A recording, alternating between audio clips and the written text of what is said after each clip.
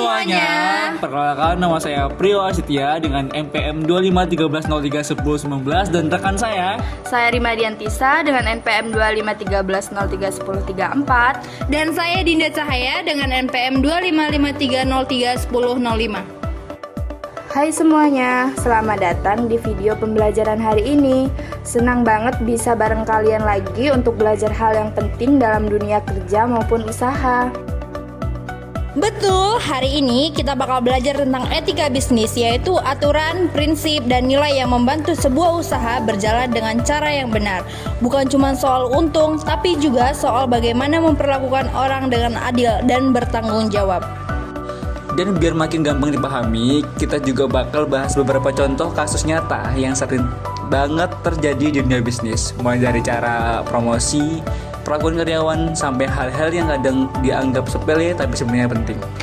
Jadi jangan di skip ya. Yuk langsung aja kita masuk ke materinya dan lihat kenapa etika penting banget dalam menjalankan usaha.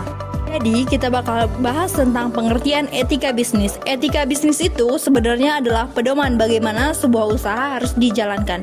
Bukan cuma soal mencari untung, tapi bagaimana kita tetap jujur, adil, dan bertanggung jawab dalam setiap langkah yang kita ambil. Prinsip utamanya adalah tidak merugikan siapapun, baik pelanggan, karyawan, maupun mitra kerja. Nah betul, banyak orang mengira etika cuma formalitas. Padahal justru ini pondasi penting. Kalau sebuah bisnis memegang etika, orang akan merasa lebih aman, lebih percaya, dan akhirnya mau terus bekerja sama. Jadi kepercayaan itulah yang bikin bisnis bisa bertahan dan berkembang dalam jangka panjang. Dan sebaliknya, kalau bisnis mengabaikan etika, ya mungkin mereka bisa dapat untung lebih cepat, tapi biasanya cepat juga jatuhnya. Begitu pelanggan merasa dibohongi atau dirugikan, nama baik hancur dan susah banget buat bangkit lagi. Jadi pada akhirnya etika itu investasi jangka panjang. Intinya etika bisnis bukan penghambat keuntungan, tapi justru pengarah supaya usaha lebih kuat, dipercaya, dan stabil dalam waktu yang lama. Dan selanjutnya yaitu prinsip-prinsip etika bisnis, yaitu ada kejujuran, keadilan, tanggung jawab, menghormati konsumen, dan tidak merugikan pihak lain. Nah, misalnya kalau kita menjual produk, ya harus disampaikan apa adanya. Jangan dilebih-lebihkan cuma supaya cepat laku. Pelanggan berhak tahu kondisi dan kualitas sebenarnya. Kalau kita jujur dari awal, mereka akan merasa dihargai dan kemungkinan besar mau kembali lagi. Tapi kalau kita melebihkan fakta, mungkin laku sekali, tapi setelah itu mereka tidak akan percaya lagi. Contohnya manipulasi produk.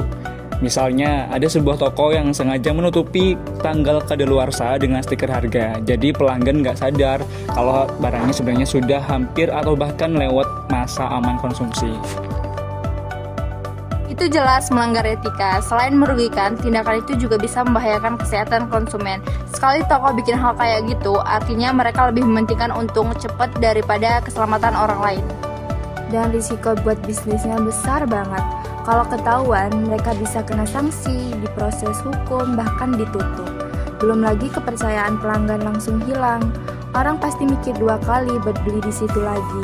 Ujung-ujungnya bisnis bisa jatuh dan bangkrut. Contoh kasus yang kedua yaitu promosi yang menyesatkan. Misalnya ada sebuah kafe yang bikin promo besar-besaran, gratis minuman untuk semua orang. Orang pasti langsung tertarik.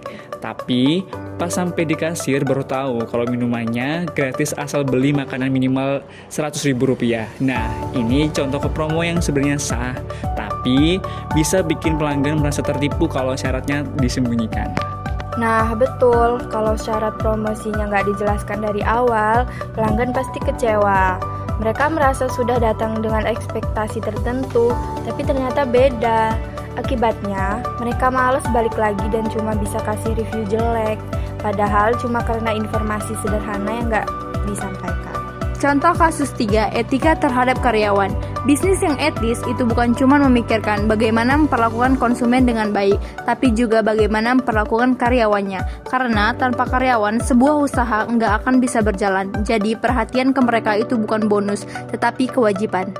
Betul, karyawan harus diberi gaji yang layak sesuai tanggung jawabnya, lingkungan kerja yang aman dan sehat, serta jam kerja yang jelas dan tidak melebihi batas aturan. Selain itu, penting juga memberi mereka kesempatan berkembang, misalnya lewat pelatihan atau evaluasi yang adil. Intinya, karyawan harus merasa dihargai sebagai manusia, bukan sekedar alat produksi. Dan efeknya besar banget. Kalau karyawan merasa aman, dihargai, dan nyaman bekerja, mereka cenderung lebih produktif, lebih loyal, dan lebih semangat. Akhirnya, usaha jadi berkembang lebih cepat dan hubungan antara pemilik bisnis dan karyawan juga lebih harmonis. Jadi, memperhatikan karyawan itu bukan beban, tapi investasi jangka panjang.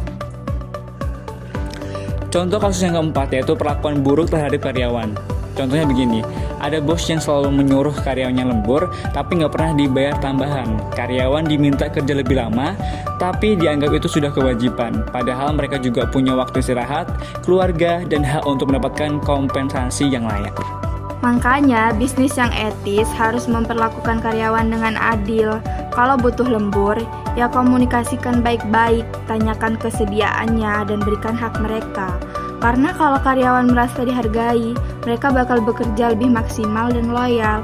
Kalau enggak, bisnis bisa rugi sendiri.